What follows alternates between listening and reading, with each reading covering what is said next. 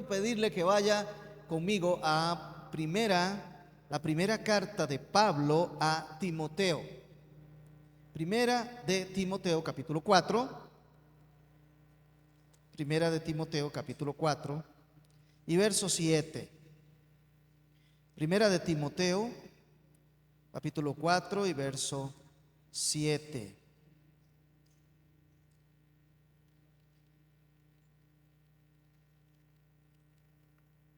Y verso 8. Pero nada tengas que ver con las fábulas profanas propias de viejas.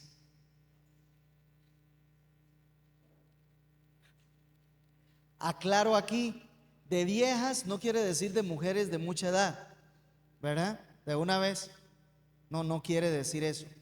De viejas quiere decir de las viejas costumbres o las viejas formas o las viejas ideas que circulaban. Particularmente no tengas nada que ver con esas noticias, fábulas, entendimientos propios de viejas. Más bien dice, disciplínate a ti mismo para la piedad. En vez de estar utilizando tu mente,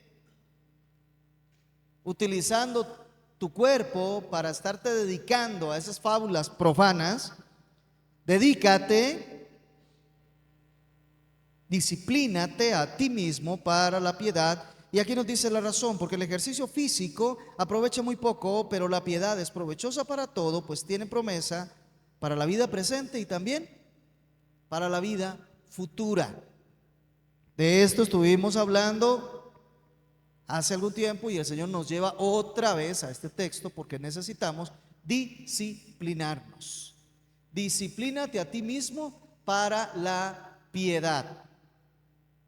Estamos iniciando el tercer capítulo del libro apenas. Hoy vamos a hacer una pequeña introducción. Usted se va a llevar su libro si lo trajo y va a poder, se lo recibe ahora y va a poder repasar. Disciplínate a ti mismo para la piedad. En el griego, la palabra disciplina que se utiliza ahí es una palabra que es tomada o extraída de los deportes. Particularmente es de donde nosotros extraemos la palabra gimnasia. Es la misma palabra que tiene que ver con disciplinarse, entrenar, ejercitarse. Tiene que ver con el ejercicio, pero no tanto con el ejercicio físico como para decir voy a hacer alguna actividad, sino el ejercicio físico con miras a la competencia. ¿Me estoy dando a entender? No es que vamos a hacer ejercicios por ejercitar el cuerpo, sino es porque me estoy preparando, me estoy entrenando para la competencia. El ejemplo que siempre se pone es el de los Juegos Olímpicos, ¿verdad? Quienes van a participar en los Juegos Olímpicos no es que sencillamente hacen algo de ejercicio físico y ya, o actividad física. No, para participar y competir tiene que ser algo disciplinado, tiene que ser algo continuo, permanente, tiene que haber una competencia hacia la que está viendo, hacia donde tiene que ganar, y entonces producto de eso viene la disciplina, el ejercicio continuo, constante, permanente, preparativo, esforzado, valiente, y que le lleva por consecuencia a tener que decir: estas actividades que estropean mi preparación no las voy a realizar. ¿Me estoy dando a entender? Quien se prepara para unos Juegos Olímpicos, pues de pronto la exigencia de los entrenamientos es tan alta que habrá horas de ocio que no puede utilizar en el ocio, o horas que otros utilizan en ocio que esa persona no va a utilizar en ocio. ¿Me estoy dando a entender? Habrá tiempos que otras personas utilizan para fiestas que esta persona no va a utilizar en fiestas. Habrá personas que utilizan tiempos para, no sé, ver películas, que esta persona no va a ver películas. ¿Por qué? Porque está ejercitándose para una competencia. Así que tiene que ver con un ejercicio físico, con una disciplina, con un entrenamiento. en donde hay una preparación porque la competencia viene y tiene que estar preparado. Nadie va a las Olimpiadas simplemente así porque se le ocurrió, ¿verdad? Y dice, las Olimpiadas son el próximo año o son en 6 meses y entonces yo voy a inscribirme en cualquier deporte y ya nada más voy. Generalmente se enfoca esto mucho en el atletismo, que el atletismo es el que tiene que ver con una preparación de todos los días. Entonces, esta palabra, disciplínate, gimnasia, tiene que ver con un esfuerzo físico, con un entrenamiento, pero con miras a una competencia. Así que no es nada más moverse un poquito porque es bueno, es un régimen que lleva a la persona a estar constantemente entrenando.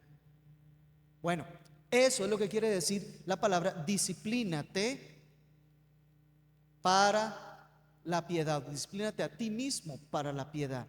No es algo que tomas ocasional, es algo que haces continuamente y constantemente. Así que Pablo le está diciendo a Timoteo, no te ocupes en otras cosas que en el pasado se ocupaba. No ande en esas cosas. No persiga los rudimentos del mundo que antes. No ocupe su tiempo en las cosas que los incrédulos lo ocupan. Usted ocúpese en disciplinarse para la piedad. Para la piedad. Y como Pablo está tomando la palabra del ejercicio físico, por eso dice, porque el ejercicio físico para poco es provechoso, pero la piedad tiene su provecho en esta vida y sobre todo tiene su provecho en la vida venidera. Así que contempla el ejercitarte como algo obligatorio, porque si usted se fija dice disciplínate, no dice sería bueno disciplinarse, ¿verdad que no? No dice le sugiero que se discipline. No, Pablo le está diciendo a Timoteo, disciplínate. Y esta es una palabra que a nosotros no nos gusta mucho. Pero fíjense que en la carta de Timoteo, en las dos cartas de Pablo a Timoteo, Pablo insiste en el ejercicio, en la práctica, en la continua preparación. Parece que Timoteo necesitaba escuchar que aunque no le gustara, tiene que hacer gimnasia espiritual. Esfuerzo espiritual. Y eso es lo que vamos a ver hoy. 3 principios se derivan de esa frase, disciplínate a ti mismo para la piedad. 3 principios vamos a estar viendo hoy. El primer principio tiene que ver con una responsabilidad personal. Disciplínate. No es que otro te discipline, es impóngase la disciplina. Esto nos cuesta, ¿verdad que sí? Bueno, yo tengo que levantar la mano y bien alto porque a mí me cuesta disciplinarme. Pero bueno, lo primero es una responsabilidad personal. Lo segundo, el objetivo es crecer. Crecer es el objetivo. Disciplínate a ti mismo para que seas más piadoso, no para que participes en las Olimpiadas, sino para que llegues a ser piadoso. Vimos que la piedad tiene que ver con una situación interna, pero también se manifiesta en nuestros actos. Que la devoción en lo interno tiene 3 elementos: temor a Dios, amor a Dios y que vimos la semana pasada, deseo de Dios o sed de Dios. Por cierto, gracias Dani. Pero eso tiene que tener una consecuencia hacia afuera, ¿verdad? Entonces, la piedad es, para estas cosas necesitamos disciplinarnos. La piedad no es algo natural en nosotros. ¿Qué es lo natural en nosotros? El pecado, la impiedad, ¿verdad? Eso es lo natural en nosotros. O sea, tenemos que luchar contra naturaleza. Tenemos que luchar contra la sociedad, contra el mundo. Tenemos que luchar contra tantas cosas para ser disciplinados. Y una iglesia va a crecer en el tanto sus miembros sean disciplinados. Y Dios nos está llamando hace tiempo a nosotros a la disciplina, a la santidad, a vivir con una vida devota a Él. tenemos que responder. El objetivo es crecer y siempre necesitamos condiciones mínimas. O sea, tú no haces ejercicio por hacer ejercicio. Yo no voy a salir a correr ahora así como estoy vestido. Tengo que ir, si voy a ir a hacer ejercicios, pues tengo que ir a buscar zapatos adecuados, ropa oportuna, en lugares donde tengo que hacerlo. O sea, hay condiciones mínimas. La persona que está en natación tiene que buscar las condiciones para la natación. El que boxea tiene que buscar las condiciones mínimas. Siempre hay, para una disciplina hay condiciones mínimas a las que yo tengo que ir a acomodarme, ajustarme para ahí estar disciplinándome. Y esos son los tres temas que vamos a estar viendo en esta mañana. La responsabilidad personal.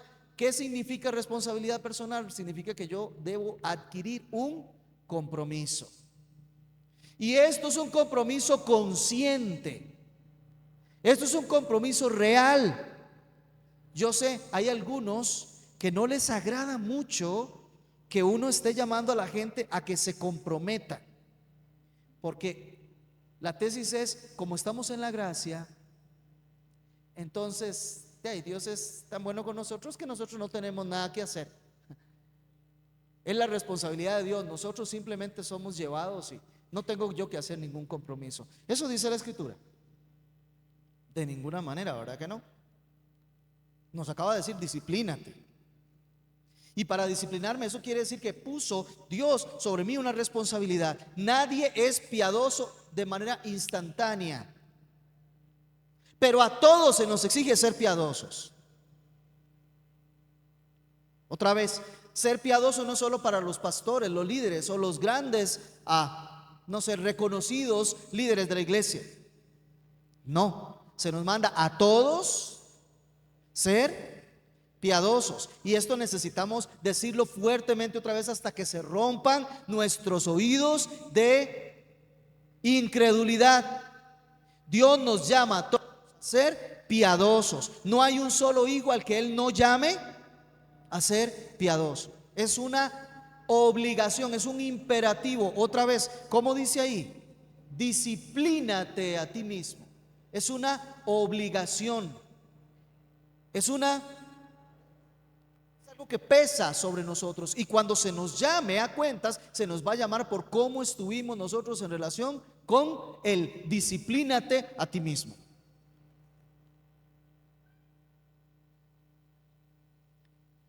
Debemos hacer entonces un compromiso. Debemos pagar el precio del entrenamiento espiritual diario, riguroso, diseñado por Dios.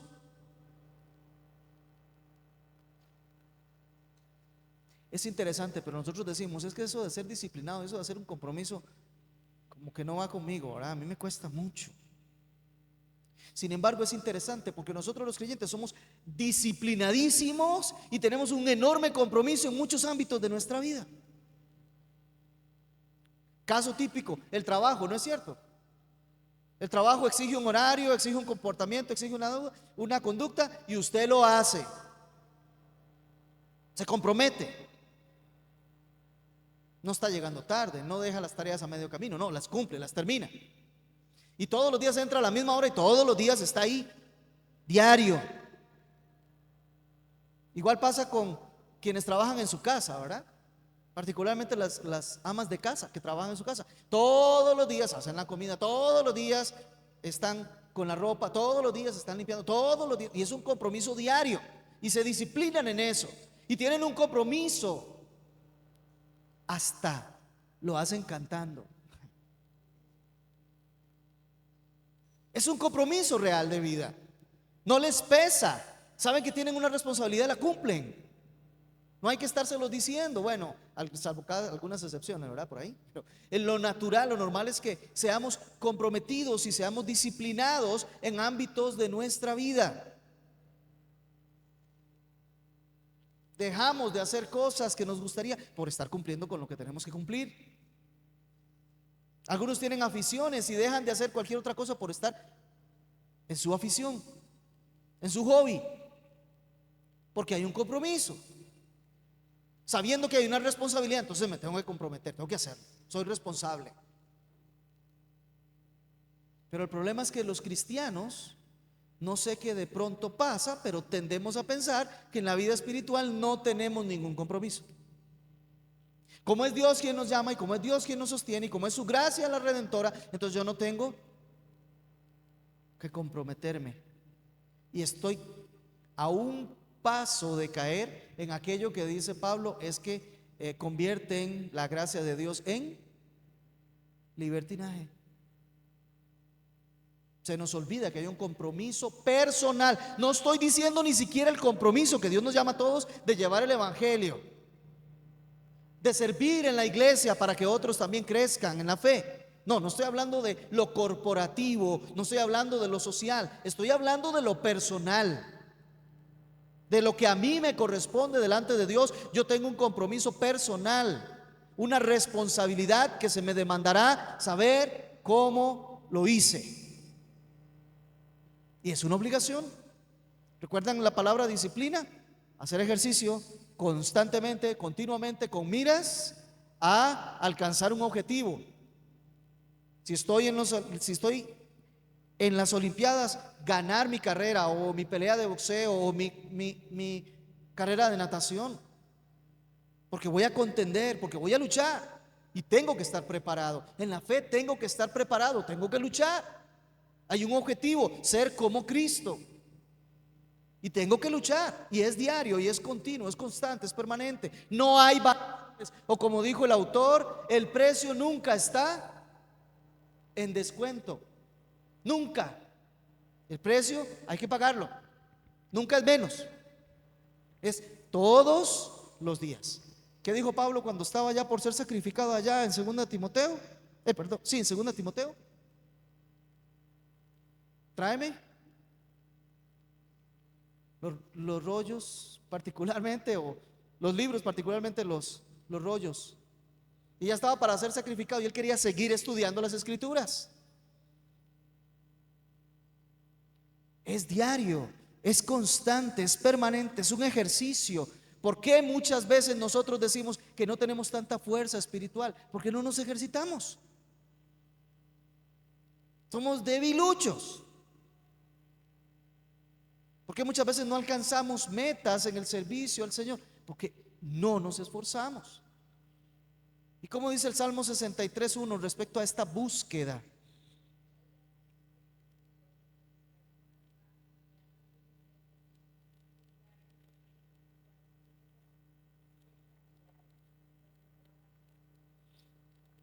ahí hay alguien que tiene un compromiso. ¿Cuál es el compromiso? Señor, necesito más y más de ti, necesito estar contigo, necesito la comunión, necesito separar todo lo demás, porque cualquier otra cosa a la que yo me dedique me deja seco, árido. Necesito de ti. ¿Se da cuenta? Una búsqueda incesante, diaria. De mañana oirás mi voz, temprano estaré buscándote. Es un compromiso, es algo real, es una búsqueda incesante. Y Filipenses 3:12, ¿qué nos dice?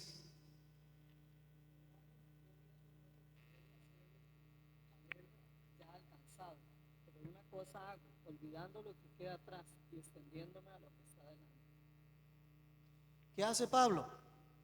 No creo que lo haya alcanzado hasta el día de hoy, así que mi compromiso es seguirme extendiendo hacia lo que está delante, seguirme esforzando por alcanzar la meta, seguir luchando por llegar allá a donde Dios quiere tenerme. Es un esfuerzo diario. Y Hebreos 12:14.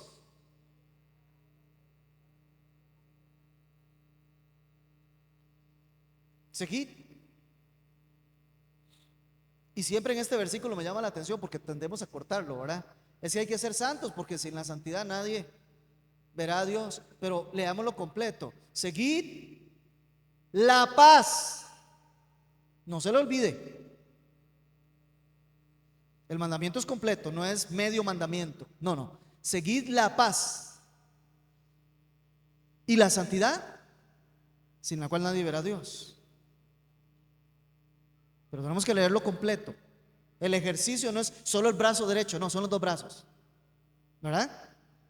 Son los dos brazos. Es cierto que sin santidad nadie verá a Dios, pero también el mandamiento dice: seguid la paz. O sea que la paz para el cristiano es algo que tiene que tener de vez en cuando.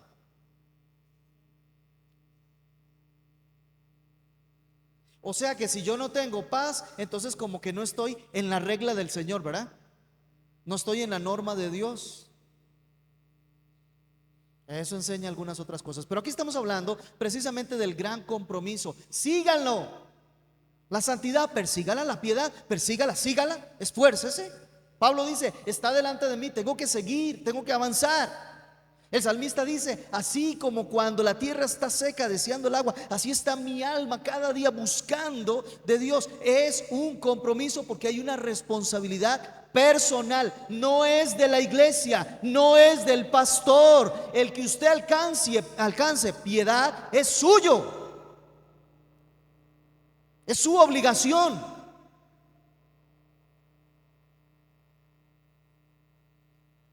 ¿Es cierto que la iglesia tiene que proveer los recursos para eso? Sí, es cierto. Que la iglesia tiene que allanar el camino para que lo logre, es cierto. Pero al final de cuentas le toca a usted. Disciplínate a ti mismo para la piedad. Disciplínate tú. Búscalo, síguelo, persíguelo. Te toca a ti. No es algo opcional, es algo que hay que hacer constantemente, todos los días, para ejercitarnos, para abrir nuestros ojos y ver las maravillas de su ley, para darnos cuenta dónde está nuestra lucha, para conocer cuáles son los planes de Dios y cuál es la promesa que nos da el Señor en Jeremías 29:13.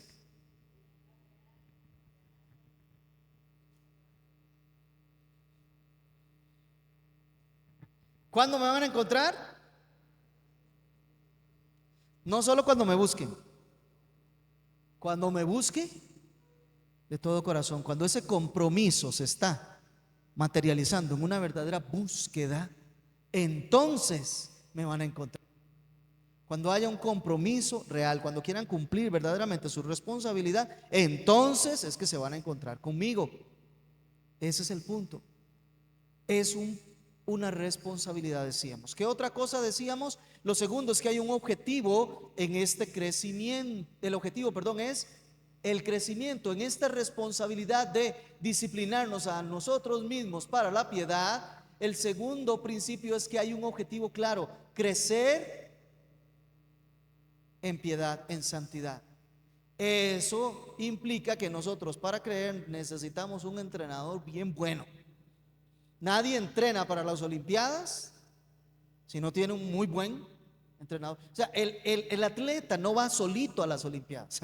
El atleta no se prepara solito para las Olimpiadas. Tiene un entrenador, ¿no es cierto? Tiene alguien que lo guía, lo orienta, le dice lo que está haciendo bien, pero también le dice lo que está haciendo mal para que lo corrija. Al que participa en la competencia de salto largo, el entrenador le tiene que explicar cómo es que debe de correr. Él tiene que explicarle que antes de tocar la línea, pues tiene que dar un paso pequeño, pero el paso anterior tiene que ser un paso grande. Y todo eso se lo tiene que explicar para que el otro pueda tener la soltura de saltar. ¿Y cuál es la posición mientras va en el aire de sus piernas, de sus brazos, para alcanzar la mayor longitud posible? Todo eso tiene que haber alguien, un entrenador, que se lo explique para que lo haga. El que corre tiene que explicarle a su entrenador cómo es que tiene que hacer en la salida, cómo es que tiene que dosificar las fuerzas, cómo es que tiene que hacer un cierre, en fin, todas estas cosas se las tiene que explicar. El nadador, tiene que haber un entrenador que le diga cómo son las salidas, las vueltas, las llegadas, cómo tiene que hacerlo. Siempre tiene que haber un entrenador para que me lleve a alcanzar el objetivo de la piedad. ¿Cuál es nuestro entrenador? No es otro más que el Espíritu Santo, que nos ha sido puesto para guía, para entrenamiento de nosotros. No estamos desprestigiando o desvalorizando a los predicadores, los pastores, en fin, maestros. final terminan siendo un simple instrumento de el Espíritu Santo, que es el entrenador de nosotros. Ahora sí entendemos el no apaguéis el Espíritu. Ahora sí lo entendemos. Sed llenos del Espíritu. Necesitamos ser guiados por el Espíritu Santo. Y hoy en día, tristemente, el mayor desconocido en la iglesia es el Espíritu Santo, ¿verdad? Porque toman su nombre y lo tiran para un lado y para el otro, para justificar diferentes entendimientos que no están en la Sagrada Escritura. Pero nosotros necesitamos el Espíritu Santo que nos enseña, nos reprende, nos corrige.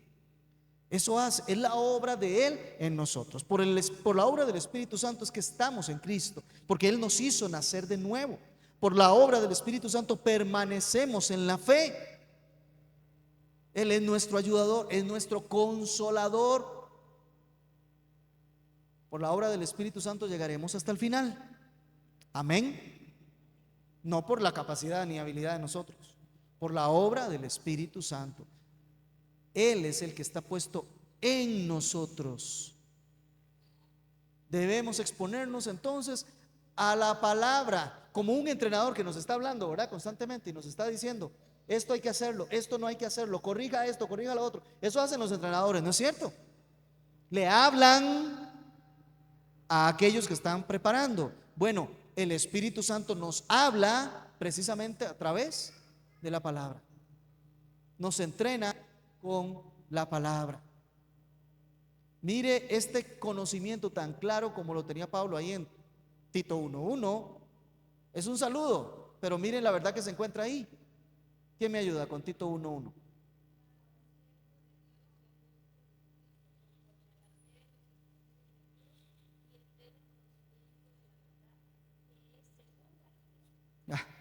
Y el pleno conocimiento que tienen todos los que son hijos de Dios, el conocimiento de la verdad, que es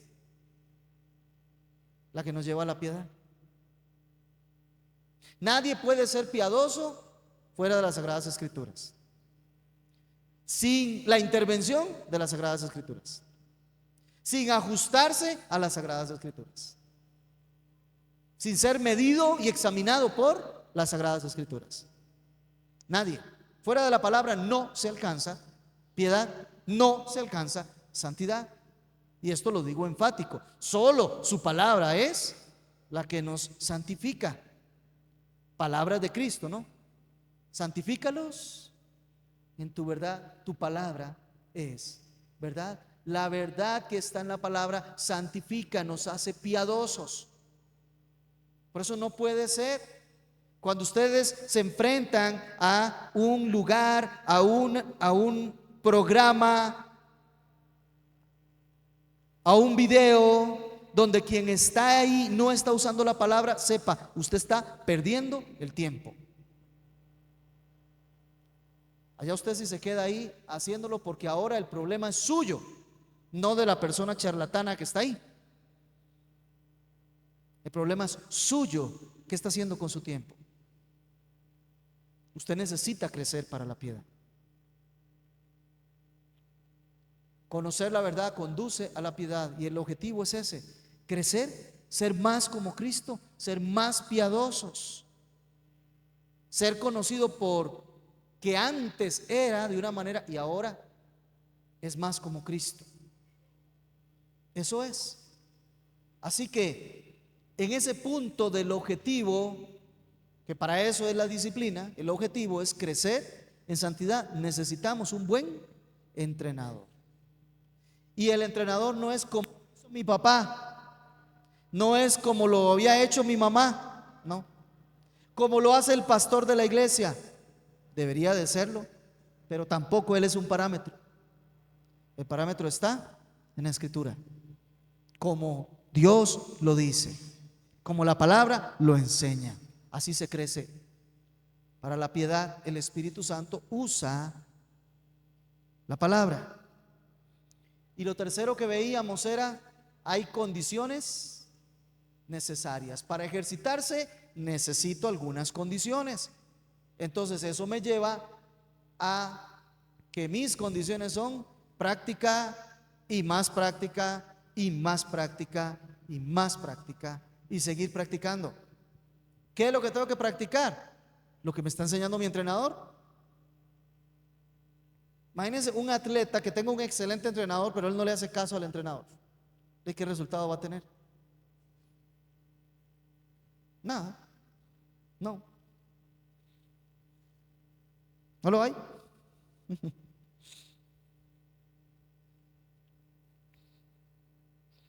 No sé si han visto la película Gol. Si algún día la pueden ver. Es de un futbolista brasileño que va a jugar a Inglaterra. Y él es muy bueno. Él es excelente, por eso lo contrataron en Inglaterra. Entonces él se mete al campo a jugar y se olvida de las instrucciones de su entrenador. Y él va a ir a hacer lo que él sabe que es bueno hacer. Y de inmediato el entrenador lo saca y lo cambia y le dice: no, esto no me sirve para que juegue. Pero es que yo sé, yo soy muy bueno, pero usted no obedece a su entrenador. Y ahí tuvo que aprender a eso. Y aún el entrenador fue un poquito más condescendiente con él y le dice: mire, usted va corriendo 30 metros en la cancha, quitándose uno y otro y otro y otro y otro y otro para llegar y meter el gol. Y se olvida que su posición era simplemente tomar la bola, pasarla sin correr usted al que ya estaba en posición para meter el gol. ¿Cuánto tiempo se ahorra? ¿Cuánto esfuerzo se ahorra? Nosotros necesitamos ser obedientes a la palabra de Dios, que por el impulso del Espíritu Santo es realidad en nuestras vidas. No porque nosotros tengamos la capacidad de obedecer, porque si tenemos una capacidad nosotros es para desobedecer. No, es porque pedimos la fortaleza del Espíritu Santo y su asistencia está en que nosotros podemos obedecer a su palabra. La práctica desarrolla entonces la habilidad. Ay, es que a veces se encuentra unos cristianos que es que yo no sé cuál es la voluntad de Dios en esto, pero de pronto te encuentras otro creyente que dice: yo sé que Dios me dijo que esto es lo que tengo que hacer. Y dice: ¿dónde está la diferencia? Los dos son cristianos, los dos tienen la palabra, los dos tienen el Espíritu Santo, pero este está seguro por dónde Dios lo está encaminando y este no tiene la menor idea. Y a veces uno se va a indagar un poquito y pasa horas con el Señor poniéndole sus peticiones y estudiando su palabra continuamente y tiene claro el panorama para saber qué es lo que tiene que hacer. Pero usted le pregunta al otro y muchas veces la respuesta del otro es: bueno, yo le oré a Dios un par de veces, pero ahora ya no sé exactamente. No tienes habilidad, no tienes práctica. Pablo llega y dice en cierto momento: yo deseaba ir a donde ustedes, pero el Espíritu me dijo que no. Y uno dice: pero ¿cómo que el Espíritu apareció? Sí, esa es la relación íntima, esa es la habilidad que desarrollan quienes están en comunión con el Señor, quienes cumplen su responsabilidad personal, quienes son entrenados por el Espíritu Santo. ¿Cuáles son los medios que Dios usa, que el Espíritu Santo usa? La palabra, la bendita palabra. Es que es por la palabra de Dios que fueron hechos los cielos y la tierra. Es por la palabra de Dios que usted y yo fuimos hechos. Es por la palabra de Dios que las cosas acontecen. Él nos dice aún antes de que ocurran las cosas. Él nos dice ya cómo van a ser. Su bendita palabra está fija en los cielos. Su palabra es usada por el Espíritu Santo. Por eso es que nosotros aquí tenemos la certeza. Los que predicamos aquí tenemos la certeza de que al predicar la palabra del Señor, el Señor va a traer la conversión a los que son suyos. Porque va a usar, el Espíritu Santo va a usar la palabra. Si predicamos otra cosa, jamás tendremos esa certeza. Nunca. Nunca vamos a tener esa certeza. Pero en cambio, sujetos a la palabra que da vida, a la palabra que sustenta la vida, entonces verdaderamente nosotros vamos a encontrar la operación de Dios en nuestras vidas. Él lo irá haciendo en nosotros. Y entonces la palabra de Dios es crucial para crecer en piedad. Úsela. La tenemos otra vez en diferentes formatos, tamaños de letras, colores de portada. La tenemos en el teléfono celular, la tenemos en las computadoras, las tenemos en las tabletas, la tenemos en diferentes versiones. Hay que usarla. Hay que usarla. Es importante el tiempo diario que pasamos con ella.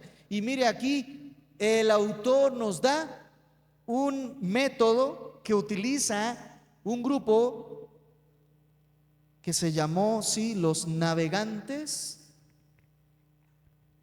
Bueno, creo que ellos todavía siguen produciendo, ¿verdad? NavPress, ahora tienen nada más como la publicadora, pero ellos siempre motivaban a la gente con este método: escuchar, leer, estudiar, memorizar, meditar la palabra. Pase por todos ellos, hágalos, cruce por todos ellos, para que tenga su crecimiento espiritual. Primero, escuchar la palabra. Este es el uso más común que hacemos de la palabra, escucharla. Es lo que más comúnmente nosotros hacemos. Para eso el Señor Jesús dio pastores y maestros a su iglesia, para que estuvieran explicándonos la palabra y nosotros la podamos escuchar. Son dones de Dios a la iglesia. Necesitamos prestar atención a todo el consejo de Dios. Eso quiere decir que necesitamos prestar atención tanto a Génesis como a todos los libros que hay de seguido hasta Apocalipsis. Todo el consejo de Dios. No es para escoger. Y Dios bendice a quienes escuchan su palabra. Ahí en Apocalipsis capítulo 1 verso 3, ¿qué nos dice? Bienaventurado. ¿Alguien que me ayude? Apocalipsis 1:3, bienaventurado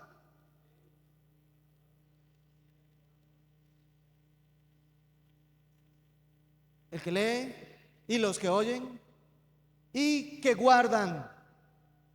Vea que no es solamente leer, vea que no es solamente escuchar, y que guardan las cosas que están escritas en ella, porque el tiempo ya está cerca. Bienaventurados. Es cierto que ahí tenemos un tema histórico de que para leer, pues no todo el mundo tenía Biblias. Entonces, bienaventurado el que se para enfrente y lee, y todos los que están escuchando y guardan eso. ¿Y cómo sería nuestra vida si nosotros tuviéramos solo una Biblia aquí los domingos y nada más se parara el pastor y leyera un versículo y todos nos fuéramos para la casa? ¿La guardaríamos tan fielmente como está pidiendo el texto? Bienaventurado el que lee y los que oyen y guardan las palabras de esta profecía, porque el tiempo está cerca.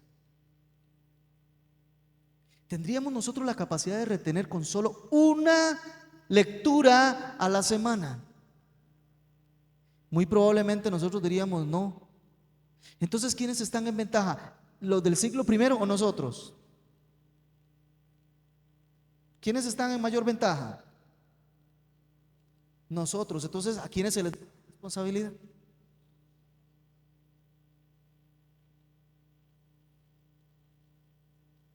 No estoy diciendo que excuse, pero algún hermanito del siglo primero que solamente pudo escuchar el domingo, pero nada más se quedó con eso y eso guardó, y de pronto está faltando algún mandamiento, no lo voy a excusar, pero lo voy a decir que tiene más condiciones de poder faltar, porque le es difícil guardar todo lo que se dice, todo el consejo de Dios, con solo escuchar una vez el domingo. Pero le voy a decir una cosa: usted y yo, ¿qué justificación tendríamos para no guardar todo el consejo de Dios si tenemos la Biblia todos los días en nuestra casa y en muchas versiones?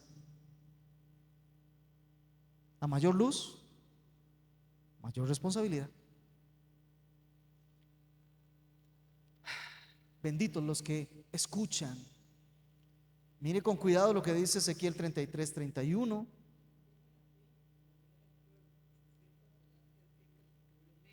Oyen tus palabras y no las hacen, sino que siguen los deseos sensuales.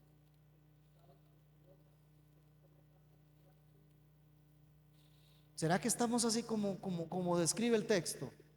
que vienen a ti, escuchan tu palabra, pero luego se van y viven según sus propios deseos, hasta los dicen y los llevan a cabo, dejando de lado la palabra. ¿Será que a veces nosotros somos así? Porque mucho cuidado, hay gente que escucha y escucha mucho la palabra, pero no hace nada. Son oidores.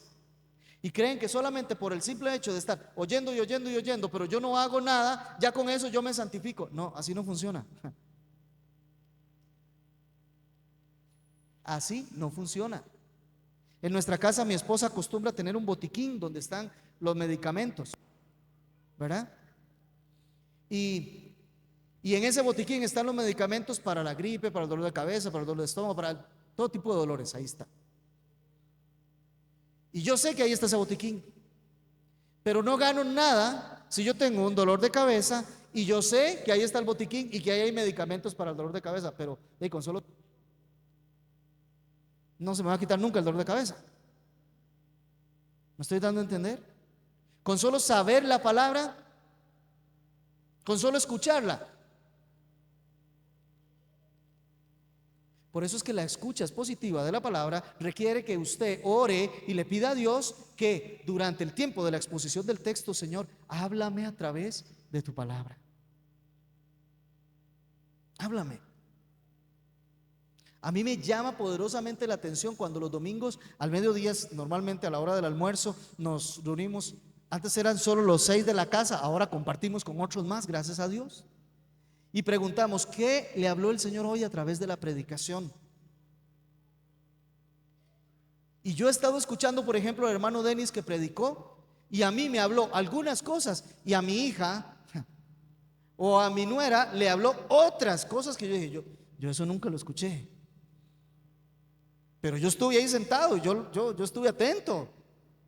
Pero a ellos les dijo el Señor por la palabra cómo debían aplicar lo que se está diciendo. Y a mí me lo dice de otra manera. Porque nos preparamos para escuchar la palabra y que Dios nos hable. Así que tiene que ser una escucha atenta para después. Ahora sí, lo pongo. Por si no me tomo la pastilla, nunca se me va a quitar el dolor de cabeza. Tengo que ir y ponerlo en práctica. Mire, los de Berea se tienen como el grupo de hermanos más mansos. Decimos que en el Antiguo Testamento el más manso es ¿quién? Moisés. Pero aquí tenemos otro grupo de mansos, los hermanos de Berea. ¿Y qué hacían los hermanos de Berea según Hechos 17:11?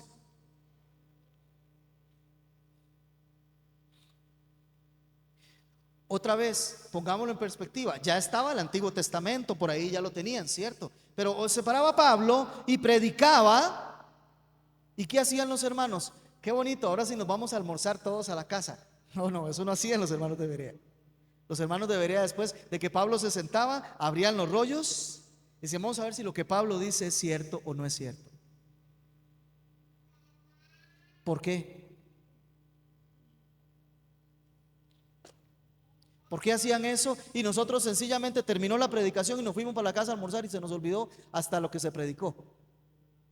A las 3 de la tarde se les pregunta a algunos hermanitos, ¿de qué habló hoy el pastor? Y tal vez tendrán alguna vaga idea de, tristemente, algún ejemplo que dio, pero no del texto que predicó. Porque nos llamó más la atención las pastillas que lo que se está diciendo que tenemos que hacer. Pero los hermanitos no se iban con lo que les habían dicho. Ellos se sentaban, abrían los rollos, comenzaban a leer, ya lo doy la palabra, comenzaban a estudiar para ver si lo que decía Pablo era conforme las escrituras. Y tomaban decisión. Así es cierto lo que Pablo dijo, lo vamos a ir a hacer.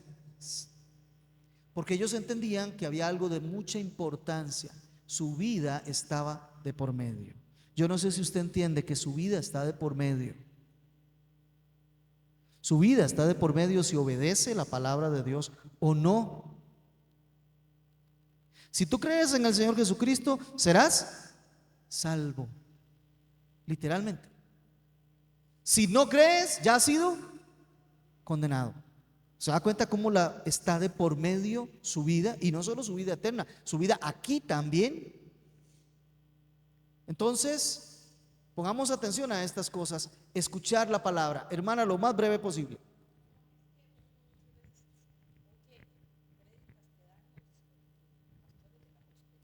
Ujú.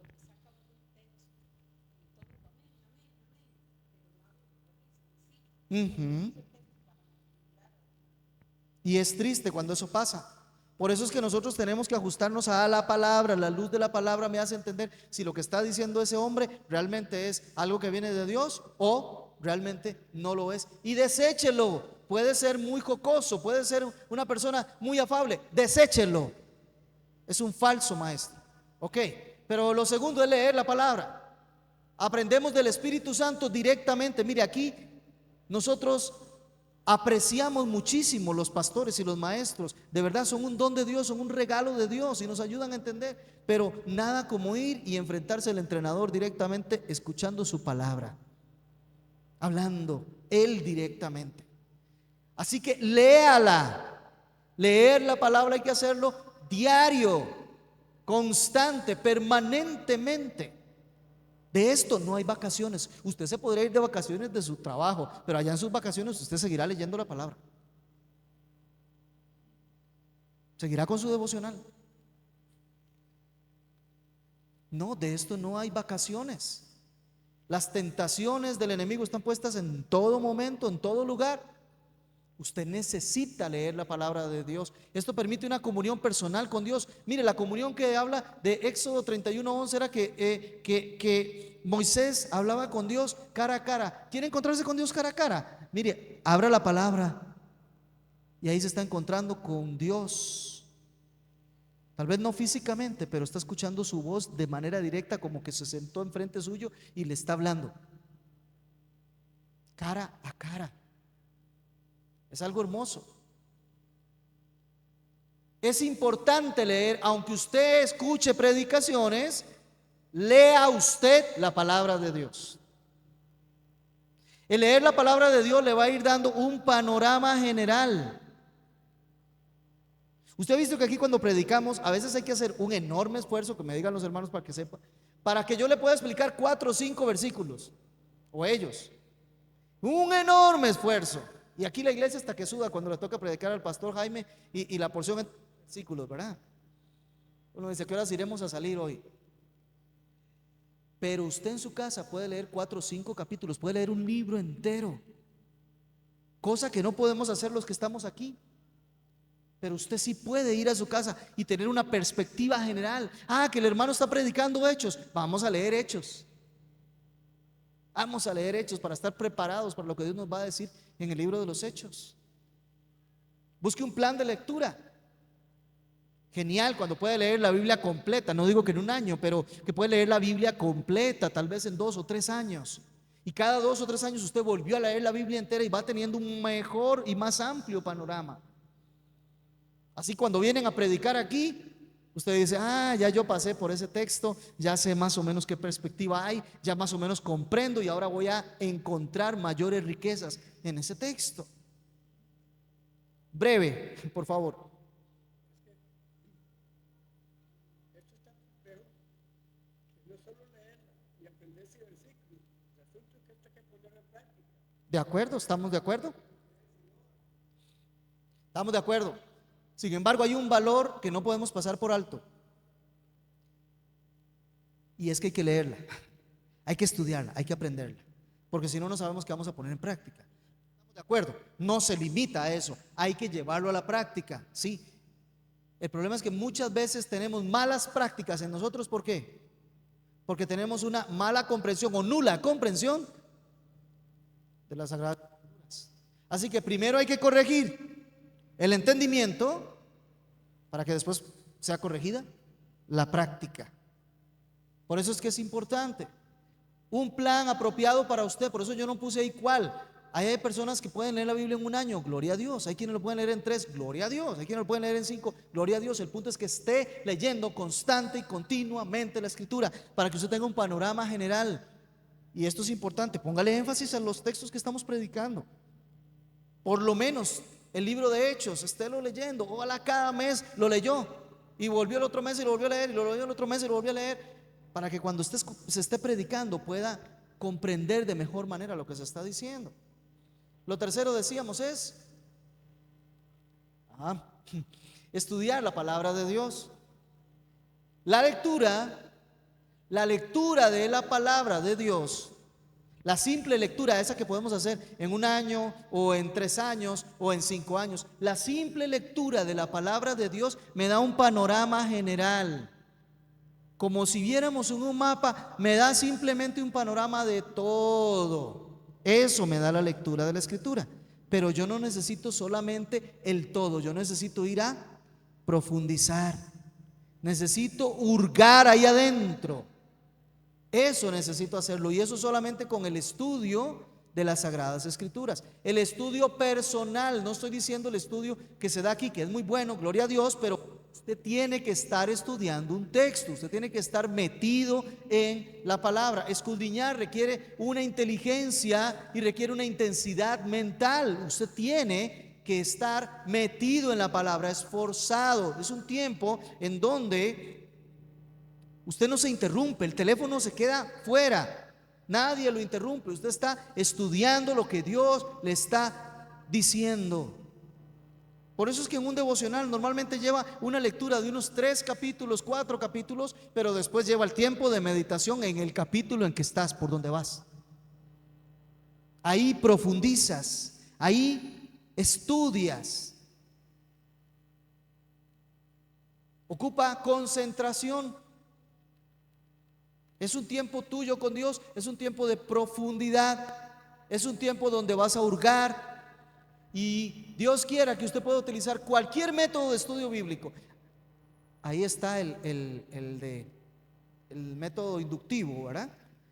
Ya es un poquito más técnico el asunto, pero si alguien quiere puede utilizar un método inductivo o puede utilizar algún otro método de estudio bíblico que le lleve a estudiar específicamente las Sagradas Escrituras.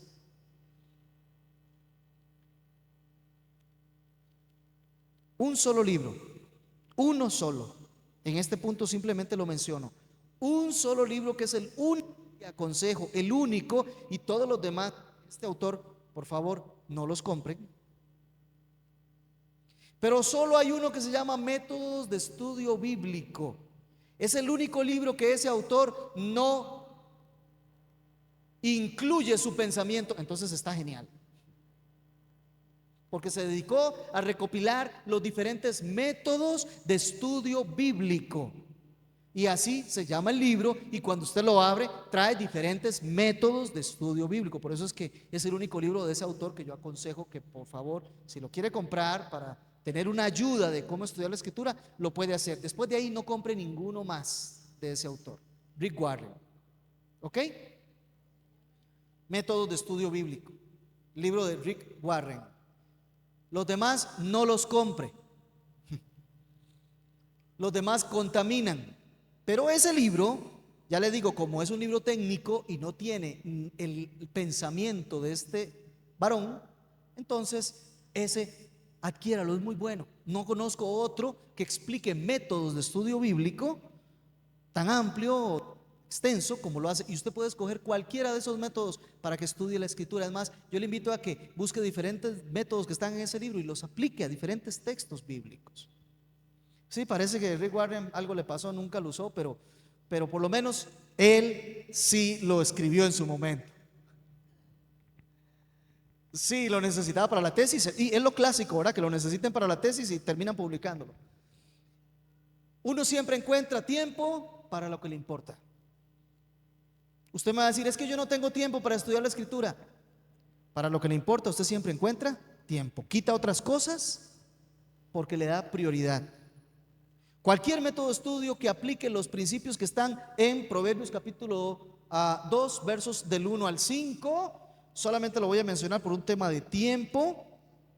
Proverbios capítulo 2, versos del 1 al 5. Hijo mío, si recibes mis palabras, atesoras mis mandamientos, da oído a la sabiduría, inclina tu corazón al entendimiento, clamas a la inteligencia, alza tu voz al entendimiento, si la buscas como a la plata, si la procuras como tesoros escondidos, entonces entenderás el temor del Señor y descubrirás el conocimiento de Dios. ¿Vieron todos los verbos que resalté ahí? Atesoras, estudias, das oído, inclinas tu corazón, atesoras, lo buscas. O sea, un método que te lleve a hacer estas cosas, vas a comprender entonces la sabiduría de Dios. Otro aspecto, memorizar la palabra de Dios. La idea, ¿sabe cuál es la idea de memorizar? Sí, así es como se hace, pero ¿sabe cuál es la intención de que uno memorice? Eso, gracias. Hacer una provisión. Tener de antemano lo que voy a necesitar cuando me tenga que enfrentar a la próxima situación. Así que memorizar es preventivo. Es preventivo. Usted memoriza para que el día que tenga la tentación, el día que tenga que dar un consejo, el día que tenga que defender un punto, usted tiene un arsenal de versículos que le sirven para poder utilizarlos en ese momento. Así que no solo evita que pequemos, porque el texto de Salmo 119:11 dice: en mi corazón he guardado tus dichos para no pecar contra ti. No solo me hace evitar el pecado, sino que me prepara para que mi vida espiritual siga caminando como Dios lo determine. Al guardar sus dichos, tengo ese arsenal que el Espíritu Santo va a usar para que cuando viene la tentación yo puedo decir: aquí tengo esto, ¿verdad? Y así, al guardar tus dichos en mi corazón, yo evito pecar contra ti. Esto es importante. Y lo último, meditar en las Escrituras. ¿Sabe que la palabra meditar de Josué 1:8 y el Salmo 1 y verso 2? Sino que en la ley de Jehová medita y de día y de noche. Bienaventurado es el que en la ley de Jehová medita de día y de noche. O como Josué, tienes que poner por obra este libro de la ley, medita en él de día y de noche. ¿Sabe qué significa la palabra meditar en el original? Significa hacer lo que muchos de nosotros hacemos muchas veces, es murmurar. Eso es. Murmurar es cuando usted agarra y habla para usted mismo, que no lo oigan.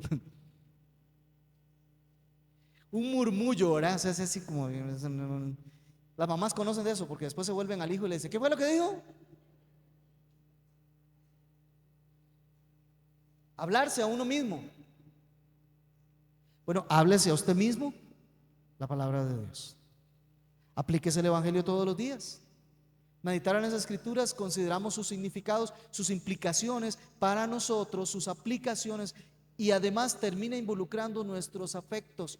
Tanto me la hablo a mí mismo que termino amando esa palabra, porque me la estoy aplicando todos los días. Ay, Señor, me volviste a decir que tengo que ser esforzado y valiente. Voy a tener que disciplinarme a mí mismo porque tú dices: disciplínate a ti mismo. Vamos, hoy no voy a encender esa televisión, Señor. Voy a estudiar la Escritura. Hoy no voy a dedicarme al teléfono celular. Hoy voy a estudiar la Escritura. Señor, tú me dices que me discipline a mí mismo. Y es tanto que me lo digo a mí mismo, que me lo murmuro,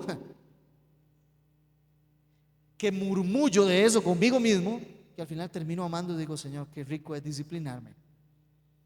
Cuánto gusto me da el sacar los ratos y poder estar estudiando tu palabra.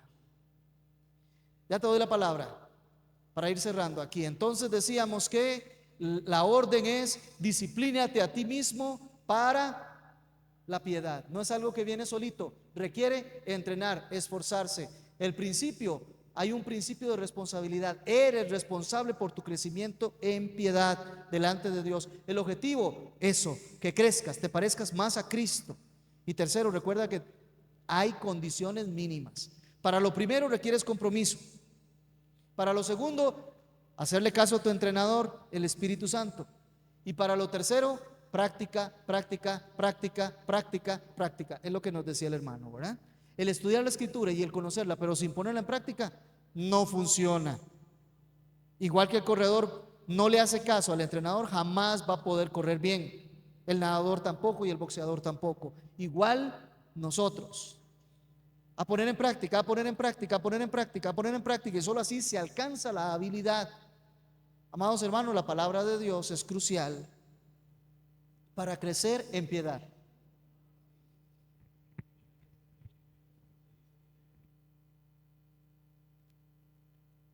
Mm,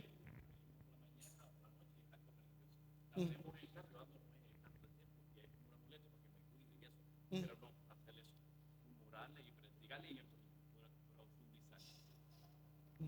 Amén, eso es, sí.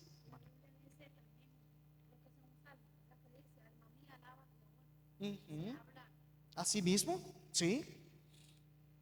A veces está un poco triste y todo lo demás el alma, y usted llega y repite ese texto.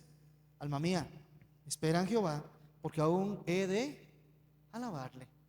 Aún he de ver su gracia aquí en la tierra de los vivientes. Aún espera, alma mía, a Jehová. Hablarse a usted mismo, decirse, hablarse el evangelio. Y caíste en algún pecado, en vez de salir corriendo para ver qué le dice un hermano o qué le dice el otro, o cómo enlodarse más, vaya de una vez a la palabra. Ay, caí en un pecado. Qué bueno es que la Biblia me dice, no qué bueno que caí en el pecado, qué bueno que la Biblia me dice que si confieso mi pecado, Él es fiel y justo para perdonarme y limpiarme de toda maldad. Y de inmediato, Señor, confieso mi pecado, pido que me limpies, dame el arrepentimiento para no seguir ahí y poder entonces seguir honrándote con mi vida. Háblese el evangelio, háblese la palabra. Esto es importante. Señor, gracias porque estás con nosotros esta mañana. Hay tanto para corregir porque tú eres perfecto, nosotros no, y necesitamos ajustarnos a tus reglas. Tú eres bello, Señor, como no hay una comparación. Y nosotros queremos alcanzar cada día, serte fieles. Tú eres el único, Señor, y no hay otro. Nosotros necesitamos cada día ser más conformados a ti. Porque otra vez, eres hermoso, eres perfecto, eres lo deseable para nosotros. Ayúdanos a ser disciplinados para la piedad. Ayúdanos a tomar nuestra responsabilidad y comprometernos a cumplir. Ayúdanos a recordar que el objetivo es crecer y por eso ajustarnos a ti, Espíritu Santo. Que tu palabra sea esa luz, esa guía que necesitamos. Y ayúdanos a recordar siempre que hay condiciones, y la condición es siempre escuchar, leer, meditar, aplicar, memorizar tu palabra. Ayúdanos, Señor, a cumplirlo para la gloria de tu nombre y para el bien en esta tierra y en la vida venidera de nosotros. Oramos en Cristo Jesús. Amén.